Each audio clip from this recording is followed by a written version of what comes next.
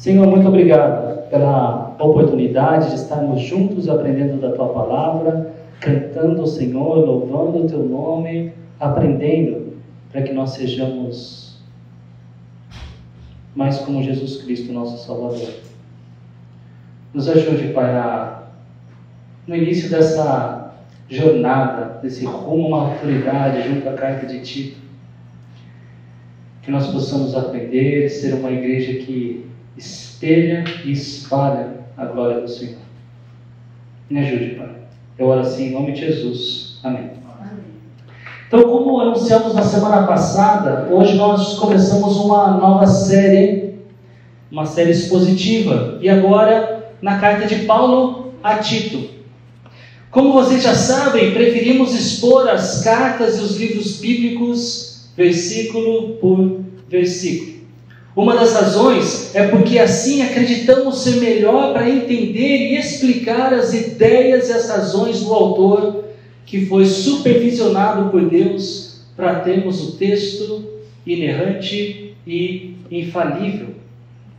Pregar expositivamente corre menos risco de impor ao texto as nossas ideias, buscando, pelo contrário, as intenções do autor de quando ele escreveu e para quem ele primeiro escreveu. O papel do pregador não é dar as suas impressões e opiniões sobre algum assunto, mas ensinar o que Deus ensina. E o autor da nossa carta é ninguém menos do que uma das pessoas mais significativas na literatura bíblica, o apóstolo Paulo. Olha como ele se identifica logo no início dessa carta. Eu, Paulo, escravo de Deus e apóstolo de Jesus Cristo, escreva esta carta. Talvez você seja novo na fé e não saiba muito bem quem foi Paulo. De uma forma simples e até rápida, Paulo, que antes da sua conversão do judaísmo ao cristianismo era conhecido como Saulo, foi um dos maiores influenciadores e líderes da igreja primitiva. Antes da sua conversão, ele literalmente caçava cristãos. Paulo foi um dos principais, talvez o primeiro instrumento usado por Deus para que o evangelho chegasse até os gentios no primeiro milênio. Grande parte do material que nós temos na Bíblia, mais especificamente no Novo Testamento, foi ele que escreveu. E aqui é esse homem que diz ser escravo de Deus e apóstolo de Jesus Cristo. Mas o que significa ser escravo de Deus? Algumas traduções bíblicas usam a palavra servo ao invés de escravo. Mas o problema de dizer servo é que doulos, a palavra grega aqui, não tem a conotação de um indivíduo livre servindo uma outra pessoa, como se fosse um empregado. Hoje, quando pensamos em escravo, por padrão, nós nos lembramos do que sabemos sobre a escravatura na América. Quando africanos vieram para cá forçados, para muitos países, na América do Norte, na América do Sul, e foram tratados como animais, ou até pior. Mas essa ideia de ser escravo de Deus tinha um significado muito diferente para um judeu daquela época, que tinha como pano de fundo homens como Moisés, Davi, Elias. Eles foram chamados de escravo do Senhor no Antigo Testamento. Eles entendiam que ser escravo de Deus era ser usado pelo Senhor para que a vontade dele fosse feita. Um escravo de Deus é um utensílio nas mãos daquele que pode transformar vidas e agrupar crentes para a formação de igrejas locais que são usadas para a expansão do reino de Deus. Mas Paulo também se identificou como apóstolo de Jesus Cristo. E o que isso significa? Significa que Paulo foi enviado com a autoridade que o próprio Cristo deu a ele. Ele era um representante autorizado de Jesus. Mas note, não somente de Jesus, mas pelo próprio Jesus. Queridos, eu daqui a pouco vou entrar em mais detalhes sobre o propósito de Paulo ter escrito a sua carta a Tito, mas um desses propósitos era dar instruções quanto aos deveres de Tito. Um claro dever era desenvolver uma liderança sadia na igreja. Alguns versículos adiante, Paulo diz a Tito que o presbítero, o pastor da igreja, ele precisa ter a habilidade de discernir o erro e auxiliar e exortar os que estão errados. E mal começamos o nosso estudo em Tito e eu já lhes dou um alerta. Tenham muito cuidado com pessoas que hoje em dia se chamam ou são chamadas por seus seguidores de apóstolo. Apóstolo como Paulo e os 12 que foram chamados por Cristo para acompanhá-lo não existem mais. Foram pessoas convocadas diretamente por Cristo e testemunhas da ressurreição. A única forma de alguém ser apropriadamente chamado de apóstolo hoje em dia, e aqueles que poderiam ser chamados assim, eles não querem esse título, eles não sentem necessidade de ser chamados assim, são aqueles missionários, pioneiros, desbravadores que levam o evangelho para campos onde Cristo é desconhecido. Como o caso de Barnabé, como o caso de Silvano, como o caso de Timóteo na Bíblia, que não era dos 12, que não era Paulo. Se vocês quiserem ler algo com profundidade sobre o assunto, eu altamente recomendo o livro de Augustus Nicodemos, Apóstolos. A verdade é que eu tenho o desejo de usarmos esse livro como base para, em um mês, conversarmos sobre esse assunto com profundidade e fazer algo semelhante ao que Paulo queria de Tito.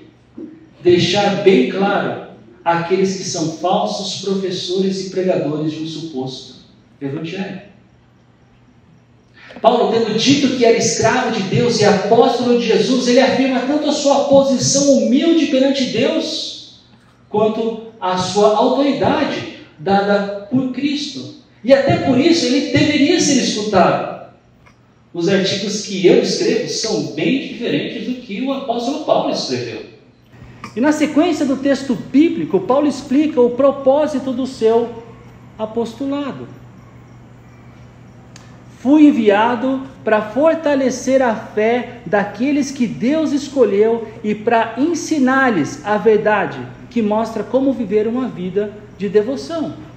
Em suma, o alvo de Paulo, enquanto apóstolo e escritor dessa carta, era promover a fé e ensinar a verdade que conduz à prática piedosa. Dois aspectos da vida cristã que os crentes de Creta estavam se afastando ou ainda desconheciam. E para isso, Paulo ele usaria o seu verdadeiro filho na fé, Tito. Eu já citei que um dos propósitos dessa carta era dar instruções a Tito sobre os deveres que ele tinha em Creta.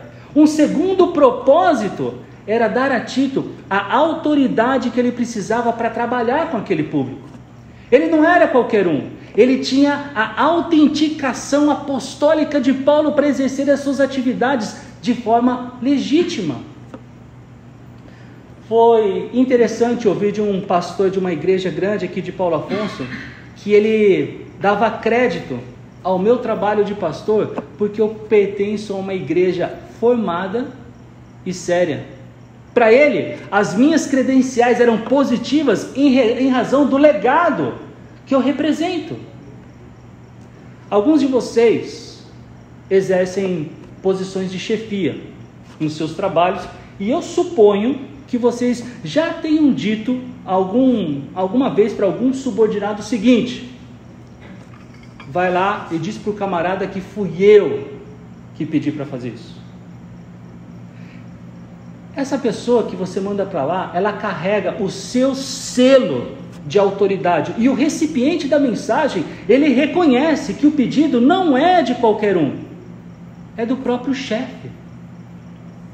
Tito, ele não executaria as suas tarefas como ele bem entendia, como ele achava que deveria fazer. Paulo, o apóstolo, orientava e endossava as suas atividades. Voltando para o versículo 1, nós vemos que Tito seria o veículo do apóstolo Paulo para fortalecer a fé daqueles que Deus escolheu. Na Nova Versão Internacional, nós lemos assim: para levar os eleitos de Deus. No Antigo Testamento, o povo de Israel era o escolhido ou eleito de Deus, e foi assim a partir de Abraão. No Novo Testamento, a igreja é escolhida de Deus. A doutrina da eleição, que não é exclusivamente paulina, Jesus também a apresenta, e muitas vezes, mostra Deus como origem, iniciador, implantador e mantenedor da salvação. Eu gostei muito como um teólogo definiu, e ele falou sobre isso num parágrafo, quando ele comentava exatamente em cima desse versículo. Ele disse: os eleitos de Deus são aqueles que responderam ao chamado de Deus por meio do Evangelho. A expressão encarna um verdadeiro equilíbrio entre a iniciativa divina e a resposta humana. Embora cercado de mistério, o ensino bíblico sobre a eleição é para crentes e pretende ser uma verdade prática. Assegura os crentes fiéis e dedicados que a sua salvação é toda de Deus, do começo ao fim. E para esses crentes que Paulo queria ensinar a verdade, tendo Tito como o seu facilitador na ilha de Creta. E por que é tão importante ensinar a verdade? Versículo 2 diz: essa verdade lhes dá a esperança da vida eterna que Deus, aquele que não mente, prometeu antes dos tempos eternos. Em outras palavras, sem conhecer a verdade, não há como alguém ter a vida eterna. Conhecer a verdade, ou seja, conhecer a Cristo, é o único caminho para a obtenção de vida. Ou melhor, da vida, uma vida específica, uma vida abundante, uma vida eterna. Ainda assim, o conhecimento da verdade é um aspecto da salvação, porque depois disso é necessário o quê? Confiar. É necessário crer nessa verdade, é necessário ter fé nessa verdade. Qual verdade? A única que dá a esperança da vida eterna. Que a ressurreição de Cristo é a prova final e suficiente que todo o sangue derramado por Jesus na cruz do Calvário foi para salvar pecadores. Todos os pecadores? Somente os que creram. E essa verdade, ela não funciona somente como um meio para a obtenção do passaporte celestial. Ela não diz respeito somente a eu ter a vida eterna ou não. Nós acabamos de ver no versículo 1. Essa verdade, ela tem um caráter moral. Ela nos conduz a uma vida de devoção, a uma vida de piedade, a uma vida consciente da presença de Deus. Essa verdade, ela transforma vidas. Essa verdade precisa ser ensinada. Essa verdade é o que Paulo queria que Tito ensinasse aos crentes de Creta. E essa verdade, ela não surgiu com a vinda de Jesus há cerca de 2000 anos. Essa verdade, ela foi prometida antes dos tempos eternos. Deus, no seu infinito conhecimento, na sua majestosa sabedoria e soberania, Ele já havia planejado a salvação com base na sua graça, por meio da fé nele. Quando Paulo escreve para Timóteo, ele diz, lá na sua segunda carta, capítulo 1, versículo 9: pois Deus nos salvou e nos chamou para uma vida santa, não porque merecêssemos, mas porque este era seu plano desde os tempos eternos, mostrar sua graça por meio de Cristo Jesus. Antes mesmo de qualquer um de nós existir, antes mesmo de Jesus nascer de uma virgem, antes mesmo do primeiro homem e da primeira mulher existirem, antes mesmo do mundo existir, Deus já havia um plano que contemplava a salvação. Uma salvação que não é baseada em nada que podemos fazer para merecê-la. mas sim uma salvação baseada somente na graça de Deus. Existem muitas pessoas em Paulo Afonso, na Bahia, no Brasil e no mundo, que acreditam que para um dia desfrutarem da vida eterna ao lado de Deus, é necessário fazer um monte de coisa. E que no final, essas coisas, elas serão pesadas numa balança, e Deus verá se o prato das coisas boas está mais pesado do que o prato das coisas ruins. Eu já pensei assim, e creio que em nosso meio pode ser que existam pessoas que ainda pensam assim. E eu queria dizer especialmente a você que está aqui e ainda acredita que somente Deus é quem sabe se você irá ou não para o céu. Isso não é verdade. Ele não é o único que sabe. Deus não mente. E há diversos lugares na Bíblia que Ele nos promete a salvação quando nós cremos em Jesus Cristo. João 3,16 e 5,24 são dois textos magníficos e bem conhecidos. Eles mostram claramente como nós somos presenteados com a salvação quando cremos em Cristo. João 3,16, texto bem conhecido entre evangelhos. Porque Deus tanto amou o mundo, que deu o seu Filho unigênito, para que todo aquele que nele crê não pereça, mas tenha a vida eterna. Aquele que crê não perece, não morre. Isso é uma promessa de Deus, um Deus que não mente. Você crê, você não morre.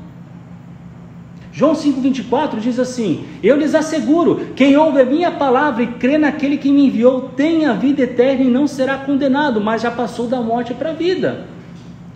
Quem crê em Deus tem a vida eterna, já passou da morte, não vai morrer mais. Isso é uma promessa de Deus, um Deus que não mente. Se você crê em Jesus Cristo como o único e suficiente Salvador, como aquele que voluntariamente se sacrificou para tomar sobre si as nossas transgressões, então você pode ter certeza, você tem a vida eterna. Basta confiar que Jesus morreu pelos seus pecados e que somente por causa do sacrifício dele é que podemos ter acesso ao Pai. Essa promessa, ela não é minha. Essa promessa é do próprio Deus, de novo, que não mente. E atenção aqui, muita atenção aqui. Se você pensa que somente Deus é quem sabe se você vai para o céu, eu sugiro que você avalie a sua salvação. Por quê? Porque se você não crê no que Jesus disse, você não crê em Jesus. A Bíblia diz que ele não pecou, que ele não mente. Se ele disse que basta crer, mas você continua agindo como se isso não fosse verdade, então você não crê nele e, portanto, você não é salvo. Uma outra razão para você avaliar sua salvação é que, se você pensa que somente Deus é quem sabe se você vai para o céu, possivelmente você acredita que no final Deus vai olhar para você e bater o martelo da sua presença ou da sua ausência no paraíso, conforme aquilo que você fez. Ou seja, se você merece ou não estar lá. Se você acha isso, se você não tem certeza da sua salvação, eu suspeito que você não seja salvo. De novo, por quê? Porque Jesus disse, Deus disse, se você crê, você tem a vida eterna. E se você não crê no que ele falou, você não crê nele. E se a base da salvação é crer nele, então a lógica é que você não é salvo. A verdade, ensina Deus, é que todos pecaram. E por isso ninguém merece nada de bom. A salvação não é e nunca foi por qualquer ato de merecimento da nossa parte. sempre foi graça de Deus, sempre foi um presente. E o alerta que eu dou é esse: ninguém diz mais verdade do que aquele que é a própria verdade. Deus não mente, e quando Ele diz que crendo em Cristo ganhamos a salvação, então podemos ter certeza que ganhamos a salvação.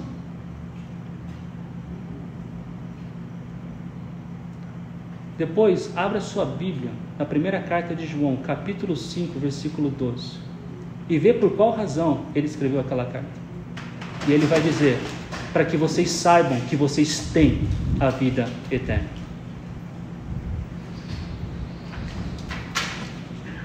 E já que estamos falando sobre verdade e mentira, deixe-me aproveitar e comentar algo da cultura brasileira. Nós somos um povo extremamente mentiroso. Vocês já pararam para contar quantas expressões populares nós temos para apontar a mentira de alguém? Isso é conversa fiada. Isso é conversa para boi dormir. Olha lá a história de pescador. Olha a história da carochinha. O cara está passando conversa, ele está enrolando. O cara é sem palavra, ele não tem palavra. E os ditados? A mentira é o tempero da verdade. A mentira corre mais que a verdade. Mente bem quem vem de longe. A mentira não tem pés, mas anda veloz. A mentira dá flores, mas não frutos. Existem muitos outros ditados, expressões, e até provável que vocês estejam pensando em algumas que eu não disse. Eu não queria ser exaustivo aqui, mas isso só ratifica a minha opinião de que o brasileiro é um povo mentiroso. Deixa eu contar uma ou algumas experiências para vocês. E que com frequência eu experimento aqui. Eu convido a pessoa para participar do culto.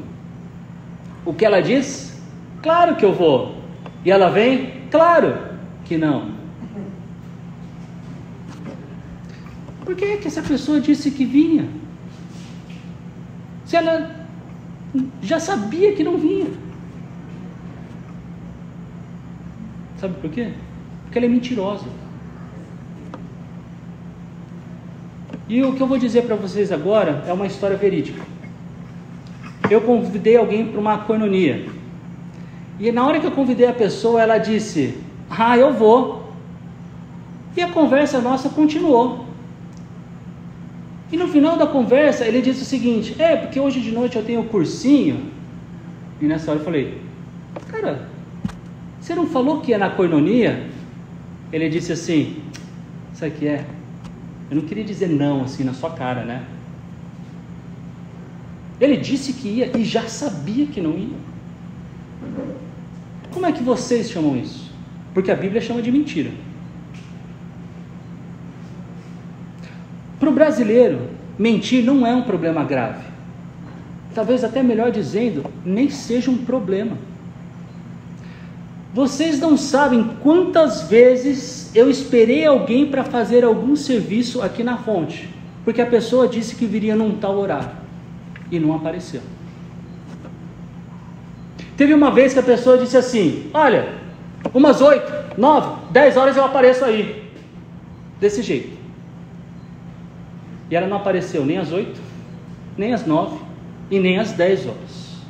E nesse caso, o pior ainda é que era uma pessoa que se identificava como crente.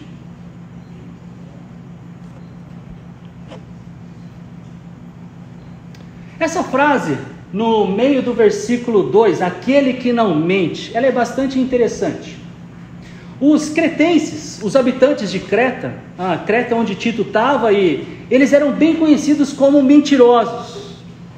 Para eles, como é para o brasileiro de forma geral, mentira era culturalmente aceitável. Existia um verbo que ele foi criado para descrever a ação de mentir, de enganar. É cretizo. Creta, cretizo. E o significado disso, literalmente, seria falar como um cretense. Olha o que Paulo escreve no versículo 12, ainda do capítulo 1. Até mesmo um deles, um profeta nascido em Creta, disse: os cretenses são mentirosos. Esse profeta nascido em Creta que Paulo menciona é Epimênides, e ele viveu cerca de 600 anos antes de Jesus e de Paulo. Os cretenses, além de mentirosos, eram violentos, eles gostavam de confusão, eles eram conhecidos como um povo mau. E como a gente sabe disso? Porque alguns autores testificaram disso: Lívio, Plutarco, Políbio, Estrabo. E foi para esse povo vil e mentiroso, nessa ilha grega, que o Evangelho de Cristo chegou. No devido tempo, provavelmente depois de Pentecostes, relatado no começo do livro de Atos, quando Deus queria que essa mensagem fosse anunciada lá. No versículo 3, nós lemos: e agora, no devido tempo, Ele revelou essa mensagem que anunciamos a todos. Por ordem de Deus, nosso Salvador, foi encarregado de realizar esse trabalho em favor dele.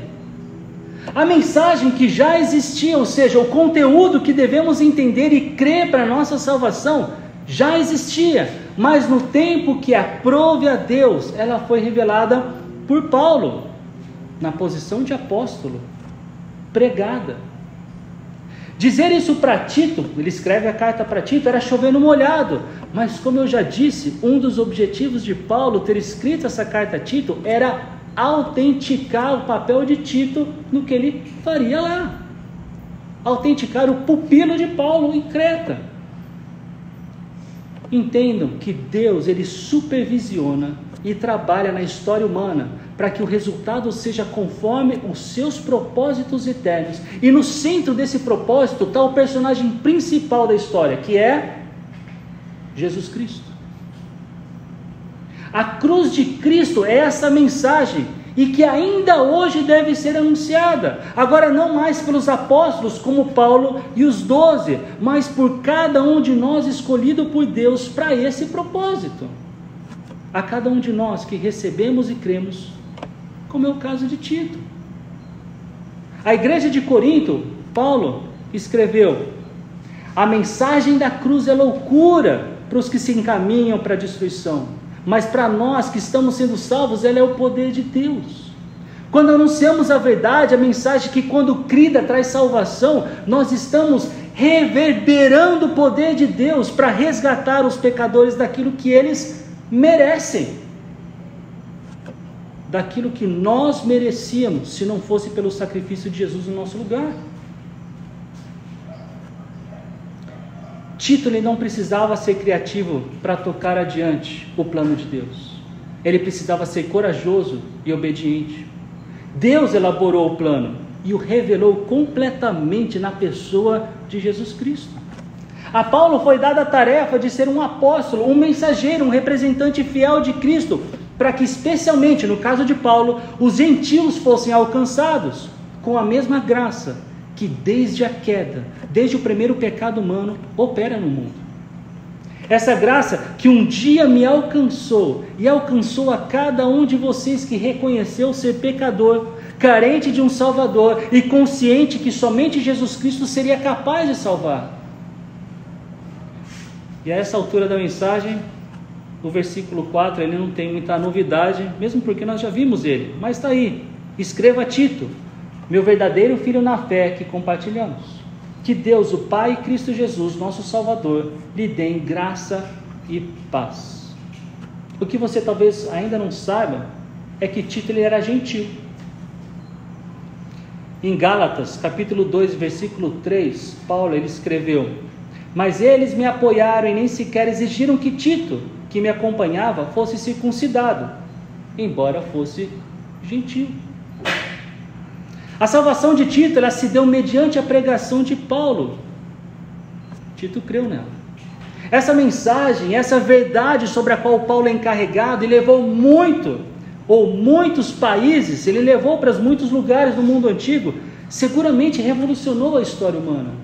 Por quê? Por agora, basta mencionar que transformou a vida de muitos, como de Tito. que agora servia ao único e verdadeiro Deus. Tito ele também aparece na segunda carta da igreja de Corinto, onde ele também foi enviado por Paulo para lidar com uma situação difícil que possivelmente Timóteo ele não estava dando conta sozinho. Mas em Creta, Tito não permaneceria por tempo indeterminado. Nós sabemos pela segunda carta de Paulo a Timóteo que Tito, Paulo escreve essa segunda carta já no final da sua vida. Tito ele estava ou ia para Dalmácia. A Dalmácia hoje fica na região costeira da Croácia, da Albânia, da Sérvia. E eu digo isso também para apresentar agora a última, a terceira razão pela qual Paulo escreveu essa carta para Tito. O primeiro propósito, como eu disse, foi para instruir Tito sobre o que fazer em Creta. Paulo tinha uma boa e grande preocupação com o ensino doutrinário e deu diretrizes para Tito trabalhar. O segundo propósito era autenticar, dar autoridade para Tito para trabalhar nessa comunidade cristã entre os cretenses. Ele tinha o selo apostólico de Paulo para colocar o dedo na ferida quando necessário. E a terceira razão era que Paulo queria dar informações sobre seus planos futuros. No capítulo 3, versículo 12, por exemplo, nós vemos Paulo já revelando os possíveis candidatos para substituir Tito. Ele fala de dois nomes, Ártemas ou Tíquico. E tendo dito tudo isso, tendo apresentado a vocês uma introdução à carta de Paulo a Tito, conforme a saudação dele nesses 4 versículos, de 1 a 4, eu transcrevi aqui uma frase que tenta resumir o propósito da carta. Eu acho que a frase faz muito bem isso. Guiar Tito no papel de levar a igreja cretense à maturidade por meio de desenvolvimento de liderança e promoção de um estilo de vida condizente com a doutrina cristã. À luz desse propósito, vocês conseguem entender a importância de estudarmos a carta de Paulo a Tito no momento em que nos encontramos? De novo, vocês conseguem entender a importância de estudarmos a carta de Paulo a Tito no momento em que nós nos encontramos? Nós ainda somos uma igreja em plantação. Creio que bastante adiantados, mas ainda falta alguns elementos importantes na nossa busca por maturidade. Por exemplo, desenvolver a liderança da igreja é um dos alvos da nossa comunidade. Inclusive nós vimos sobre isso no domingo passado. Alguns de vocês nasceram de novo há pouco tempo e ainda estão conhecendo o estilo de vida que Deus quer dar a cada um de nós. Que Deus quer de nós como igreja.